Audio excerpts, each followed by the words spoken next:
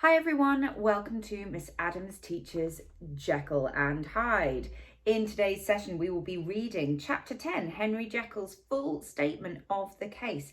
This is the last chapter of the novella and it is one chunky monkey. So we're actually going to split it up into 3 parts. So today we're just reading the first third of the chapter. As always, I'll pause every now and then to make sure you're happy with what's going on. There's some quite complicated ideas in this chapter, so don't be frightened. I'm here with you. Now, just a reminder, just with the previous chapter, this is a slightly different narrative. So we're in first person narration and it is from Dr. Jekyll's perspective. Our lovely Mr. Utterson, if you remember, is sat at home reading this. So this is from the perspective of Henry Jekyll and he's written it for his buddy Utterson. Let's get started.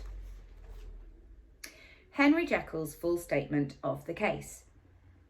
I was born in the year 18 something to a large fortune, endowed besides with excellent parts, inclined by nature to industry, fond of the respect of the wise, and good among my fellow men, and thus, as might have been supposed, with every guarantee of an honourable and distinguished future. And indeed, the worst of my faults was a certain impatient gaiety of disposition, such as has made the happiness of many, but such as I found it hard to reconcile with my imperious desire to carry my head high, and wear a more than commonly grave countenance before the public. Hence it came about that I concealed my pleasures, and that when I reached years of reflection and began to look round me and take stock of my progress and position in the world, I stood already committed to a profound duplicity of life. Okay, so it's already quite tricky.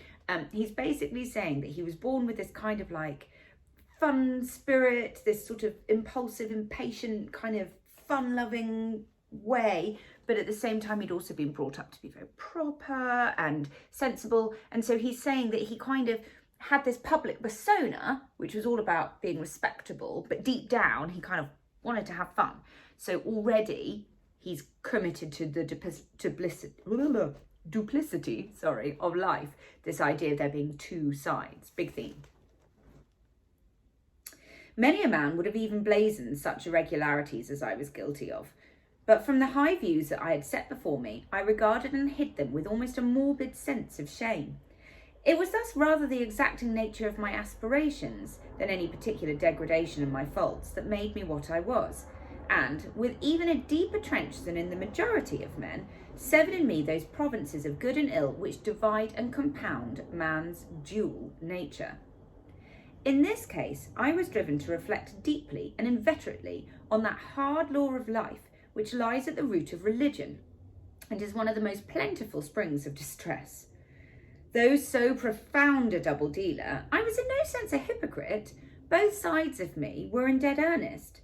I was no more myself when I laid aside restraint and plunged in shame, than when I laboured in the eye of day at the furtherance of knowledge, or the relief of sorrow and suffering. Okay, just to be clear there, he's saying he wasn't being false. So whenever he was being good and pious, that was real. But also whenever he was being naughty, that was real. So he's saying, I'm not a hypocrite. I just happen to have 2 sides of my personality. One likes being naughty, or one likes being good. And it chanced that the direction of my scientific studies, which led wholly towards the mystic and the transcendental, reacted and shed a strong light on this consciousness of the perennial war among my members. With every day, and from both sides of my intelligence, the moral and intellectual, I thus drew steadily nearer to that truth by whose partial discovery I've been doomed to such a dreadful shipwreck, that man is not truly one, but truly 2. Big quote. I say 2 because the state of my own knowledge does not pass beyond that point. Others will follow, others will outstrip me on the same lines, and I hazard the guess that man will be ultimately known for a mere polity of multifarious, incongruous and independent denizens. Okay, don't worry about that too much. He's saying he reckons that there are 2 parts of man. He's saying in the future you might find that there are zillions of different parts that could be distilled. I, for my part, from the nature of my life, advance infallibly in one direction and in one direction only. It was on the moral side. and in my own person that I learned to recognise the thorough and primitive duality of man. I saw that, of the two natures that contended in the field of my consciousness, if I could rightly be said to be either, it was only because I was radically both. And from an early date, even before the course of my scientific discoveries had begun to suggest the most naked possibility of such a miracle, I had learned to dwell with pleasure, as a beloved daydream, on the thought of the separation of these elements. If each, I told myself, could but be housed in separate identities, life would be relieved of all that was unbearable. The unjust might go his way, delivered from the aspirations and remorse of his more upright twin, and the just could walk steadfastly and securely on his upward path, doing the good things in which he found his pleasure, and no longer exposed to disgrace and penitence by the hands of this extraneous evil. It was the curse of mankind that these incongruous faggots were thus bound together, that in the agonized womb of consciousness these polar twins should be continuously struggling. How then were they dissociated?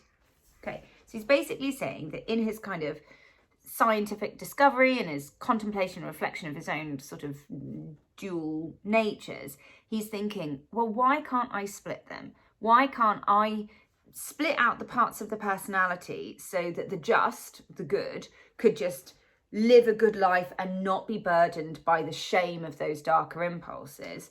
And then the kind of naughty side could go and have fun and not have to feel the burden of the guilt and shame that comes about from the good side of him. Now you might go, okay, but morally, okay, good on the creating someone who is wholly good.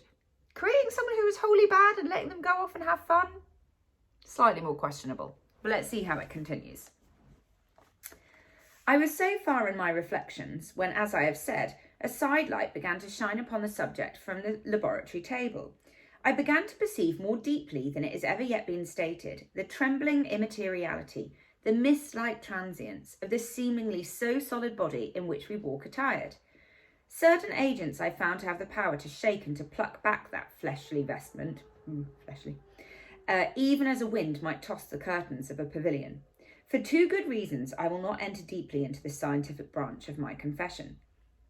First, because I have been made to learn that the doom and burden of our life is bound forever on man's shoulders, and when the attempt is made to cast it off, it but returns upon us with more unfamiliar and more awful pressure. Second, because as my narrative will make, alas, I too evident, my discoveries were incomplete.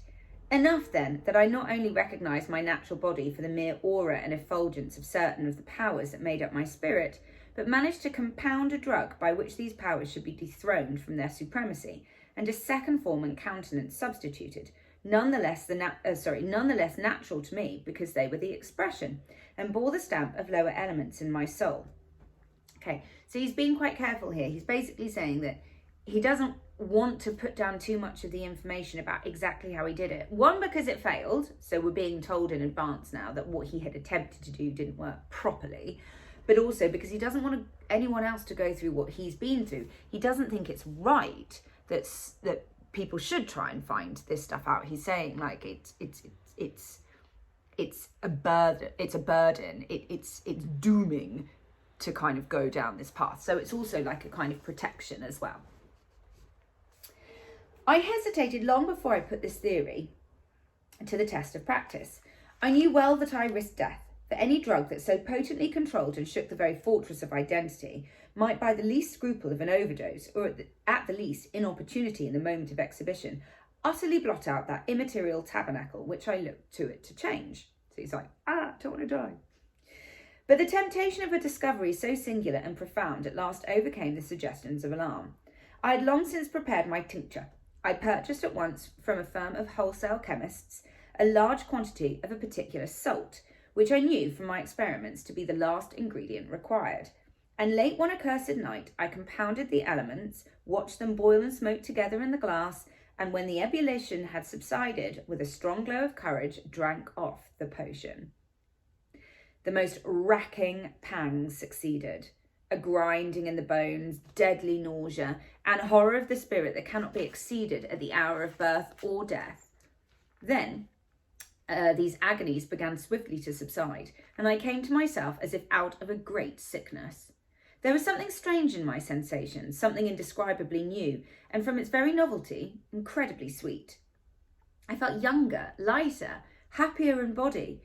Within, I was conscious of a heady recklessness, a current of disordered sensual images running like a mill race in my fancy, a solution of the bonds of obligation, an unknown, but not an innocent freedom of the soul.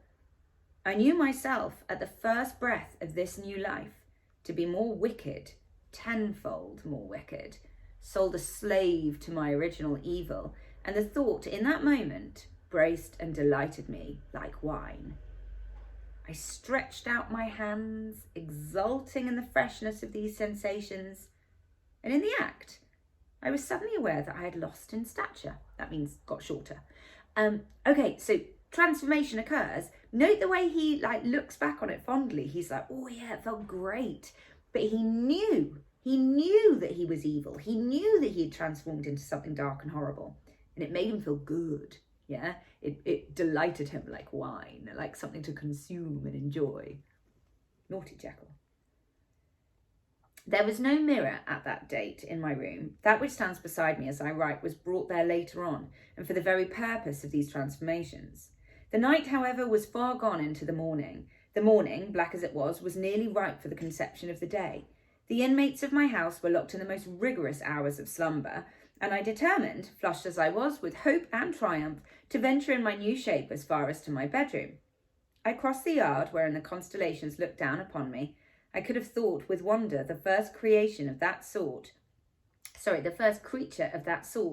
their unsleeping vigilance had yet disclosed to them. I stole through the corridors, a stranger in my own house, and coming to my room, I saw for the first time the appearance of Edward Hyde. I must here speak by theory alone, saying not which I know, but that which I suppose to be most probable.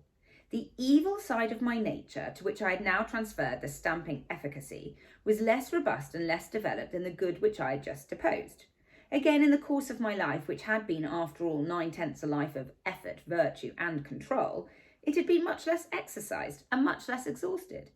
And hence, as I think, it came about that Edward Hyde was so much smaller, slighter, and younger than Henry Jekyll. Even as good shone upon the countenance of the one, evil was written broadly and plainly on the face of the other.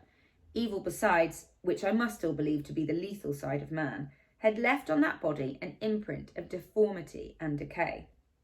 And yet when I looked upon that ugly idol in the glass, I was conscious of no repugnance, rather of a leap of welcome. This too was myself. It seemed natural and human. In my eyes it bore a livelier image of the spirit. It seemed more express and single than the imperfect and divided countenance I had been hitherto accustomed to call mine. And in so far, I was doubtless right.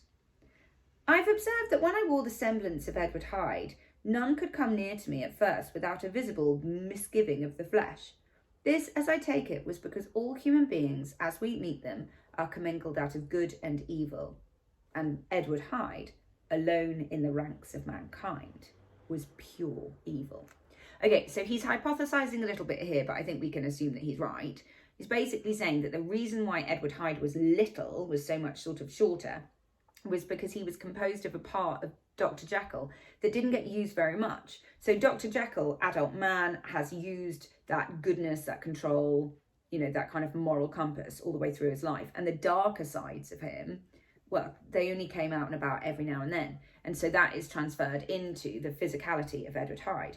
But he also tries to explain why everyone got this kind of I'm going to use this phrase, the heebie-jeebies, got the heebie-jeebies whenever they saw Edward Hyde.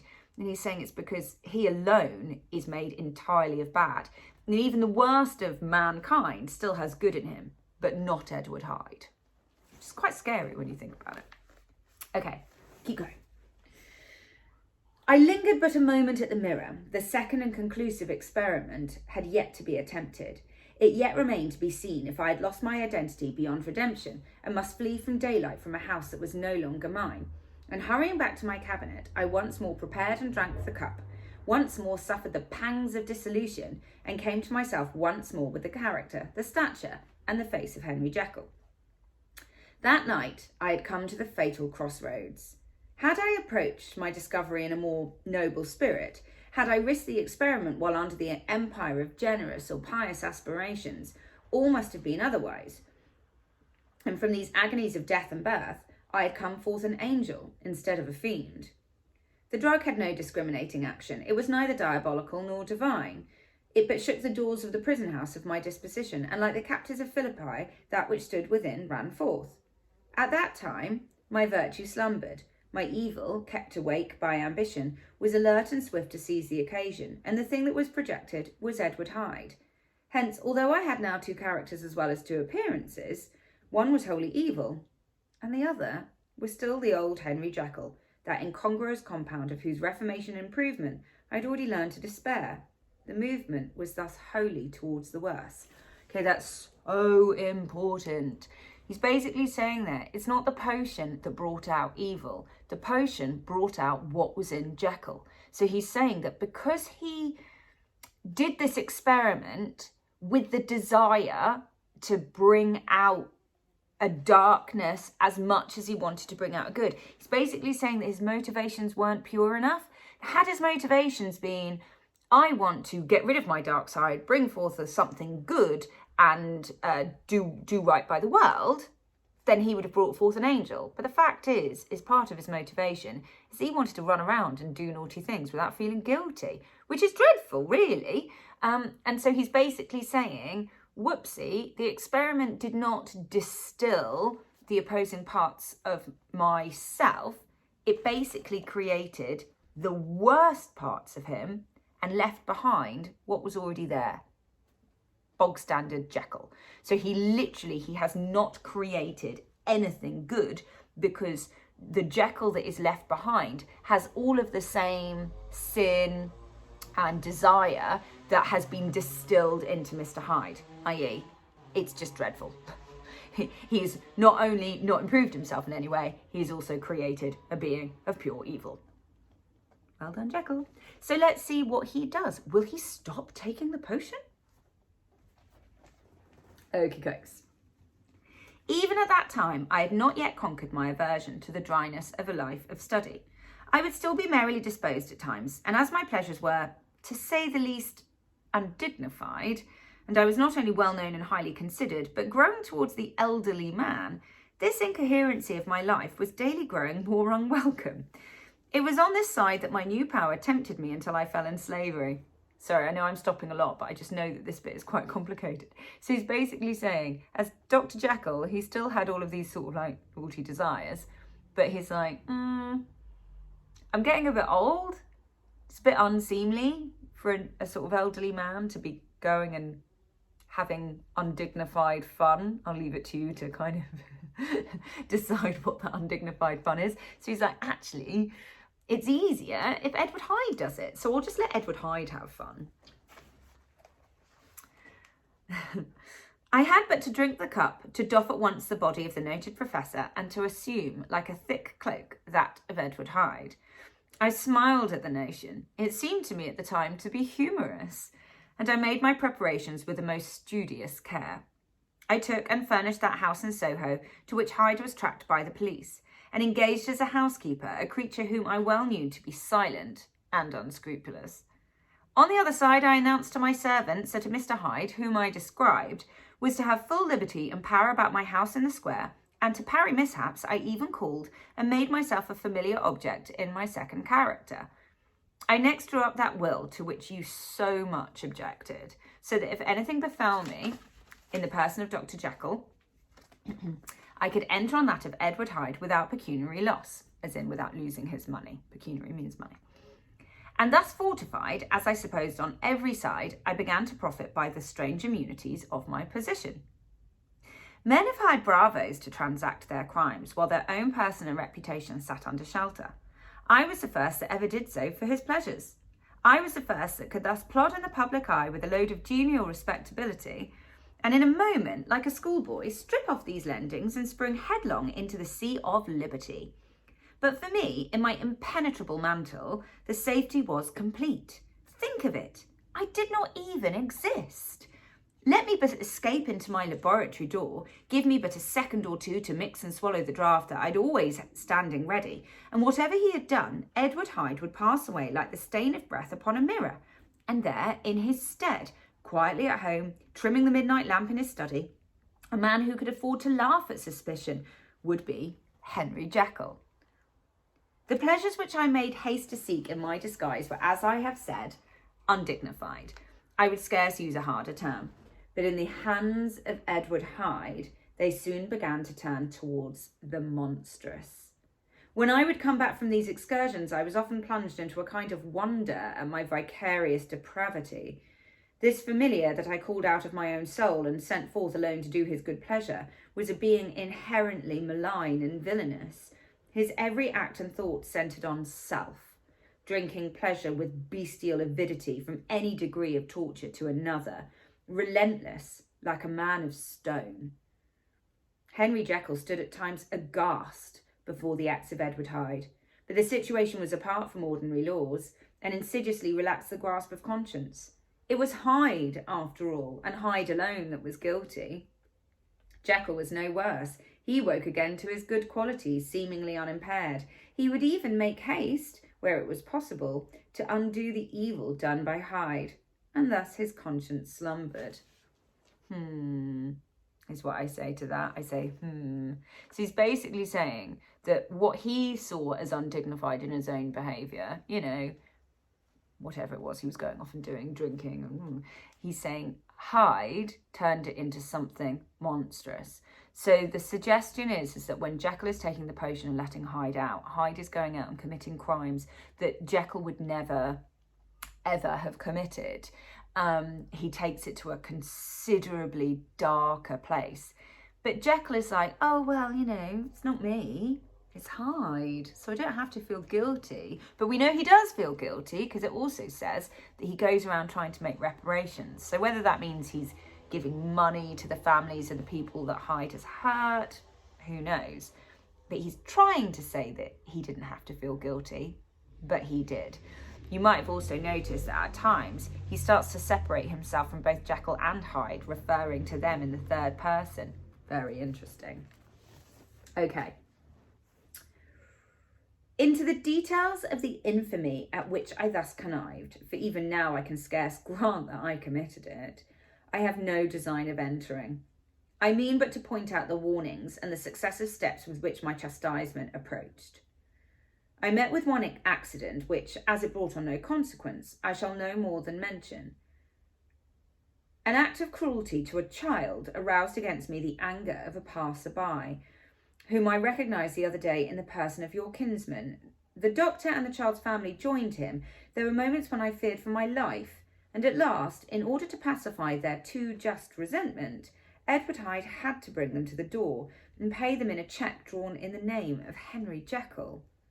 But this danger was easily eliminated from the future by opening an account at another bank in the name of Edward Hyde, and when, by slipping my own hand backwards, I had supplied my double with a signature, I thought I sat beyond the reach of fate.